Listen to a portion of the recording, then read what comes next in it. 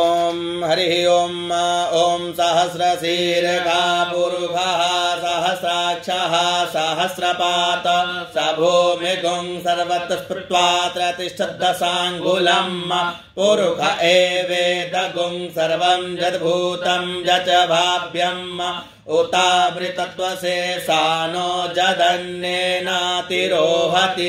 एतावानस्य महिमातो जायांश पुरुषः पादोश्च विश्वाभूतानि त्रिपादस्य मृतं दिवि त्रिपादोर्ध उदयत्पुरुषः पादोषेह भवत् पुनः ततो विक्वन् विक्रामशासनानसने अभि ततो विराड जायत विराजो अधिपुरुषः सजातो अत्यरिच्य तपस्यात् भूमिमतो पुरः तस्माद्यज्ञाः सर्वभूतः संहृतं मृगदाज्यम् पशुंसा चक्रे वायव्यानारण्य ग्राम्याशजे तस्माद्यज्ञाः सर्वभूतरिचः सामानि जग्निरे छन्दागुंसि जग्निरे तस्माद्यजुस्तस्मादजायत तस्मादस्वा अजायन्त जे के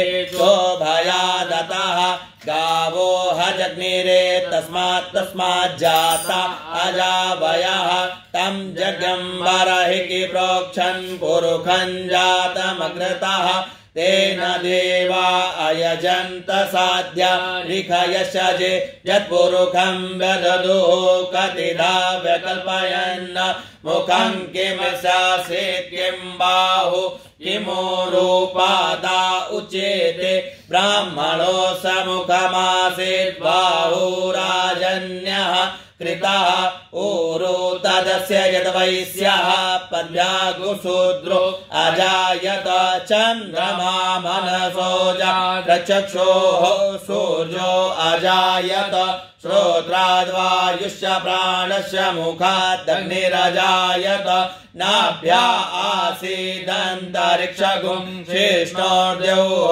समवर्तत पद्भ्यां भूमि दिशः श्रोत्रा तथा लोकान् अकल्पयन् यत्पुरुषेण हविषा देवा यज्ञमतन्वत वसन्तोऽस्यासीदाज्यं ग्रीग्मैद्मः सप्तास्यासन् परिधयश्रीः सप्तसमिधाः कृताः देवा यज्ञन्तन्वान् अभ्यनन् पुरुषं पशुम् जगेन यज्ञमयजन्त देवास्तानि धर्माणि प्रथमान्यसन्नतेहनाकं महिमानः सचन्त यत्र पूर्वे साध्याः सन्ति देवाः।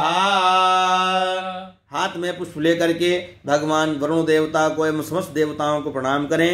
ओम नमो नमस्ते स्फटिका प्रभाय श्वेतहाराय सुमंगलाय शुभासहस्राय जगासनाय जलादिनाथाय नमो नमस्ते। कलशाधिष्ठात् देवताभ्यो नमः। मंत्र पुष्पांजलिं समर्पयामि। दक्षिण हस्तेन जलमादाय अनेन कृतेन पूजनेन अर्चनेन वंदनेन कलशाधिष्ठात् देवता श्री वरुण देवता प्रियंतान् नमः। बोले वरुण भगवान की जय। सूर्याशय नवग्रह मंडल भगवान की जय। 33 कोटि देवताओं की जय।